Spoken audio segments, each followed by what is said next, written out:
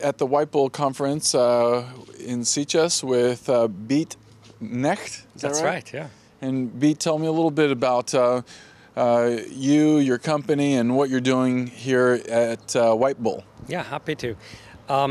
Really coming here to ponder how we ought to develop, whether we should develop organically over the next few years, and we think we can mostly do that with our own financing and strength, so that wouldn't really be a reason to come here, or whether we should partner, grow more strongly, aspire to penetrate more markets, and become eventually bigger.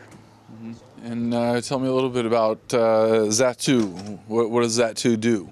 We retransmit live TVs. If we have a bouquet of channels that's very typical of sort of your cable lineup, you have all the major channels on it, and we retransmit that to IP-connected devices. So anything that's hooked up to the internet, currently that's your laptop, now it's increasingly also your phone, and pretty soon it'll be your actual TV, which will have an internet connection. Mm-hmm. So how long have you been in business? 5 years, though the streaming has been available to end users for 3 years now because we first had to build it.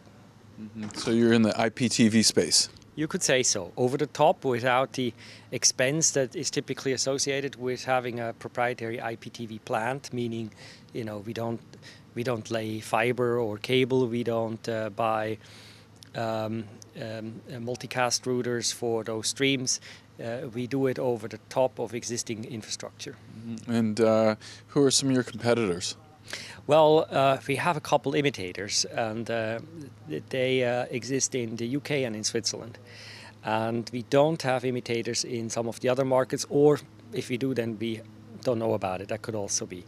But we don't have a pan-European sort of independent competing company that tries to do what we do. I'd say in the US, Hulu wouldn't really be a competitor. It'd be just another very successful model in much more than us actually, of how to stream content in the US, professional content. There, in that case, it's on demand. In Europe, the answer that we have found is that live TV is still very much vibrant. It's still the bedrock of popular culture here, and so we've taken live TV. And there's, like I said, no pan-European competitor. And what happened, there's the guys that started Skype, they started a company called Juiced a few years ago. Yes. That was a gutsy, ballsy, and maybe early move, and if you look at the outcome, maybe just it had to end this way. Difficult proposition, because you get sort of mixed up with the release windows of studios. You get a lot of Anglo-Saxon content that then, in reality, only Americans and Brits want to watch. Or maybe the kids in other countries who actually speak English, but that's not that many. And then you have to measure up to what the studios themselves do. And in the case of Juiced, it was Hulu. That was the answer, and it killed Juiced. So Juiced is out of business? They went bankrupt in the UK, and I think the assets were purchased. But Juiced was many-headed. It had 2 or 3 entities that were woven together, and not sure what about the other, what's going on. How much money did they raise? I'm not sure that's public. My guess is about 100 million. Uh-huh. Mm-hmm. And how much money have you raised? 25. 25 million? US, yeah. And you're looking for another round of funding? Yeah, we're looking for either just sort of a top-up round, very small amount, maybe $1 million, and we think we have the source for that, or an alternate path of expansion would be a bit more aggressive, and then it'd be more funding. How much would be determined jointly? We'd look at it together with the partner. Mm-hmm. And how much percentage of the company would you give up for that $1 million? Well, again, that depends on the details, the negotiations with the partner. So because I didn't fix the amount that they would invest, it's very difficult to say what sort of percentage that they would wind up with, right? But any sort of strategic partnership typically starts at 10% or more, right? That's probably what you'd want to have. And what's your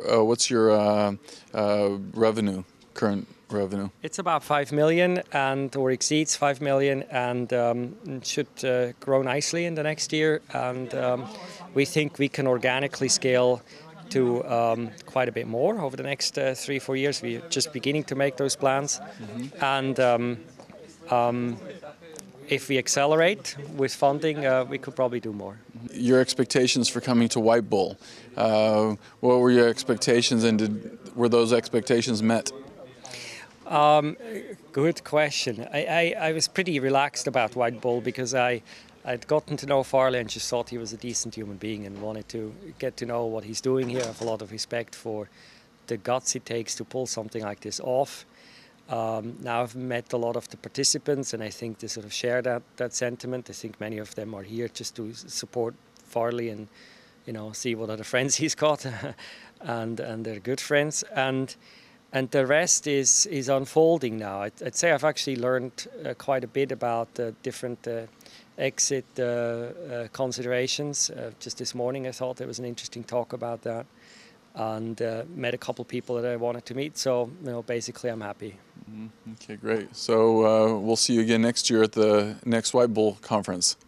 I'm not sure you can turn this into a sort of a repeat attendance from my side. I'm not a sort of a frequent conference goer at all.